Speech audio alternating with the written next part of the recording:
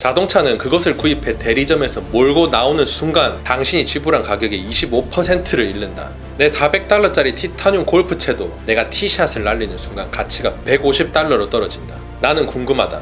근로자들은 미래를 내다보는가? 아니면 자신이 어디로 가고 있는지도 모른 채 그저 다음 월급날만을 기다리는가? 나는 돈의 힘을 정복하는 법을 가르쳐주고 싶다. 두려워하는 게 아니라 통제하는 법을 가르쳐주겠다. 학교에서는 그런 걸 가르쳐주지 않는다. 하지만 그걸 배우지 않으면 돈의 노예가 된다. 대부분의 사람들이 돈에 대한 무지로 돈 문제와 관련해서는 안정감을 느끼고 싶어한다. 그래서 열정이 아니라 두려움을 따른다. 대부분의 사람들이 계속 참고 일하는 이유는 두려움 때문이다. 청구서를 제때 내지 못할지도 모른다는 두려움, 해고될지도 모른다는 두려움, 돈이 부족할지도 모른다는 두려움, 모든 걸 새로 시작해야 할지도 모른다는 두려움 등등. 사람들은 그렇게 돈의 노예가 되고 애꿎은 시장을 탓한다. 반갑습니다. 도쿄형님입니다. 오늘의 책 부자 아빠 가난한 아빠는 처음 출간된 게 1997년입니다. 자그마치 20년도 넘게 읽혀왔다는 말이죠. 사람들이 돈 좋아하다 보니 돈 관련된 책이 시중에 엄청 많은데 베스트셀러라는 책도 1, 2년 지나 매대에서 내려오면 99% 내리막길 걷습니다. 그러다가 잊혀지는 거죠. 그런데 어떻게 이 책은 20년 넘게 생존할 수 있었나? 그 이유가 분명히 있을 겁니다. 어떤 통찰을 담고 있길래 살아남을 수 있었는지 같이 확인해 봅시다. 돈이 없다는 두려움에 사로잡힐 경우에는 직장을 구하러 나서는 게 아니라 스스로 이런 질문을 던져볼 필요가 있다. 직장을 구하는 것이 과연 이런 두려움을 없앨 수 있는 최상의 해결책인가? 내 생각에는 아니다. 직장은 장기적 문제에 대한 단기적인 해결책일 뿐이다. 대부분의 사람들은 두려움과 욕망이라는 감정에 휘말려 월급 봉투와 임금 인상 그리고 안정적인 직장을 쫓는다. 그런 감정이 지배하는 사고가 자기를 어디로 몰고 갈지 전혀 모른 채 말이다. 그건 마치 당나귀가 코앞에 매달린 당근을 쫓아가는 것과 비슷하다. 당나귀 주인은 자기가 원하는 곳으로 가지만 당나귀는 환상을 쫓고 있는 것에 불과하다. 그런 이유에서 돈은 당근이고 환상이다. 만약 당나귀가 큰 그림을 볼 수 있다면 더 이상 무작정 당근을 쫓아가지는 않을 것이다. 대부분의 사람들은 자신이 이성 대신 감정을 사용해 생각하고 있다는 사실을 깨닫지 못한다. 두려움과 욕망이 삶을 가장 크고 깊은 함정으로 당신을 내몰 수 있다는 점을 명심하라. 평생을 두려움 속에서 산다는 것, 자신의 꿈을 추구하지 않는다는 것, 그것이야말로 진정 잔인한 일이다. 월급을 얼마나 많이 받는가에 따라 결정되는 삶은 삶이라고 할 수도 없다. 직장에 안정감을 줄 것이라고 생각하는 것은 스스로에게 거짓말을 하는 것과 같다. 당나귀 비유가 정말 적절합니다. 우리는 당나귀가 눈앞에 걸려있는 당근 쫓아가는 것처럼 평생 돈을 쫓아 열심히 달려왔습니다. 그런데 한 발 멀리서 봅시다. 그 돈 먹어서 배가 불러졌습니까? 아니 먹기는 했습니까? 우린 철저하게 이용당했습니다. 두려움에 눈이 멀어 애초에 정확한 판단을 내리지 못했다는 말이죠. 우리를 속여먹은 그 함정에 대해 조금 더 알아봐야겠습니다.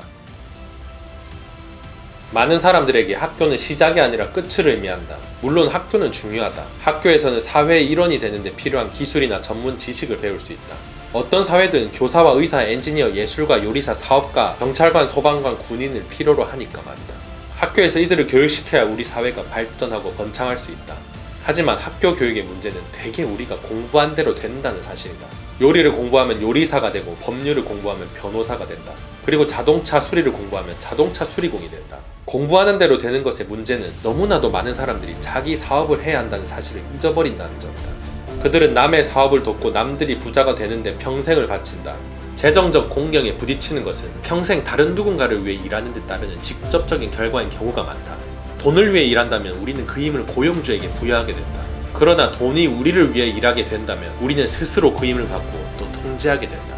교육을 많이 받아 전문성이 높아질수록 더욱 깊은 함정에 빠져든다. 급여는 인상되었지만 선택권은 점점 더 줄어든다. 시간이 지나면 자신이 직업적으로 얼마나 취약한지 알게 된다. 그것은 마치 프로 운동선수가 갑자기 부상을 입거나 나이가 많아져 더 이상 운동을 할 수 없는 것과 같다. 높은 수입을 가져다주던 일자리가 사라지고 그들은 이제 한정된 기술에 의지할 수밖에 없다. 냉정하게 생각해봅시다. 과연 우리는 우리 스스로를 위해서 일하고 있는지 아니면 남들을 부자로 만들어주기 위해 일하고 있는지 말이죠. 만약 본인이 후자에 속한다고 판단되면 생각 잘해야 합니다. 고용주에게 버림받는 순간 낙동강 오리알 되는 거 한순간일 겁니다. 그럴 일 없을 거라고 절대 누구도 장담 못합니다. 세상 어떻게 굴러갈지는 아무도 모르죠. 그렇기 때문에 우리 미래는 당연히 우리가 통제해야 하고 절대 남에게 맡기면 안 됩니다. 부자가 되고 싶다면 이것만 알면 된다. 이것이 바로 첫 번째 규칙이자 유일한 규칙이다. 부자가 되고 싶다면 자산을 사라. 가난한 사람이나 중산층에 머물고 싶다면 부채를 사라. 당신이 알아야 할 것은 이게 전부다. 중요한 것은 얼마나 버느냐가 아니라 얼마나 보유하느냐다. 자산 부문에 들어간 돈은 당신의 직원이 된다. 자산은 우리의 지갑에 돈을 넣어준다. 그런 돈의 가장 좋은 점은 하루 24시간 일하고 앞으로 수세대에 걸쳐서도 일할 수 있다는 점이다. 자산은 내가 없어도 되는 사업, 주식, 채권, 수입을 창출하는 부동산, 어업이나 차용증, 음악이나 원고, 특허 등의 지적 자산에서 비롯되는 로열티, 그 외 가치를 지니고 있거나 소득을 창출하거나 시장성을 지닌 것 등을 말한다. 그에 반해 부채는 주택융자, 자동차융자, 신용카드 부채, 학자금 융자, 가계대출 등을 의미한다. 수입을 창출하는 자산을 사는 데 전념하라. 그것이 부자의 길로 들어서는 최상의 방법이다. 그 길만 잘 따른다면 자산 부문이 증가할 것이다. 부채와 지출을 최대한으로 줄이면서 더 많은 돈을 자산 부문에 투자할 수 있게 되고, 자산 기반이 안정적으로 자리 잡히면 보다 위험한 투자로 눈을 돌릴 수 있다. 5,000달러를 100만 달러 혹은 그 이상으로 불려줄 수 있는 투자 말이다. 중산층은 이런 투자를 너무 위험하다고 하겠지만 뛰어난 금융 지식을 가진 이들에게는 위험하지 않다. 돈에 대해 제대로 이해하지 못하면 결국 돈의 힘에 휘둘리는 노예가 되고 만다. 메시지는 간단합니다. 엉뚱한 데 돈 쓰지 말고 자산을 사서 뭐하라는 말이죠. 여기서 확 와닿는 말이, 자산 부문에 들어간 돈은 당신을 위해 하루 24시간 온종일 수세대에 걸쳐 일을 한다라는 말입니다. 물론 어떤 자산이든 가격이 출렁출렁하기는 합니다만, 거시적 관점에서 긴 호흡으로 봤을 때 현금만 들고 있는 사람보다는 항상 좋은 실적을 보였다는 사실을 잊지 맙시다. 내용이 쉬운데 있을 건 하나도 빠짐없이 다 들었습니다. 투자 경험 꽤나 있으신 분들은 굳이 안 읽으셔도 될 것 같긴 한데, 사회초년생이나 자산에 대한 개념이 제대로 안 잡힌 분들은 꼭 읽어보십시오. 내 재정 관리를 어떻게 해야 할지 공부하고 싶으신 분은 이 책으로 시작하면 아주 딱입니다.